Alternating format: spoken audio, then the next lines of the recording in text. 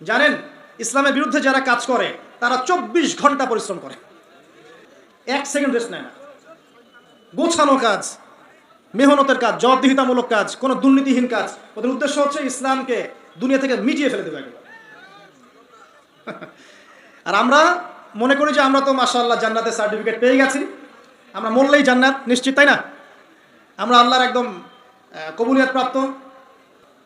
এখন তো এমন যুগ চলছে যে অন্ধকারের পথযাত্রী যারা, এরা আমাদেরকে আলোর সংজ্ঞা শিখায়। এখন যারা অন্ধকারের পথে হাঁটছে এরাই আলোর ডেফিনেশন শিখায় আমাদেরকে, এটা আলো, এটাই কল্যাণ, এটাই মুক্তি। নাউযুবিল্লাহ।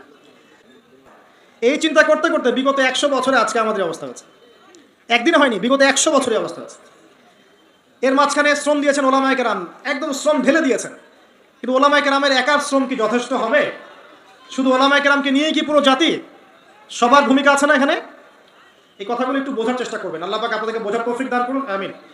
দেশের আলেম, প্রশাসন, গভর্নমেন্ট, সাধারণ জনগণ, যুবক যুবতী সবাই মিলে একটা বডি। আমরা কেউ কারো শত্রু নই। আমাদের একজনের গায়ে আঘাত লাগলে আরেকটা অঙ্গ ব্যথা পাবে, এটাই আমাদের চরিত্র হওয়া উচিত।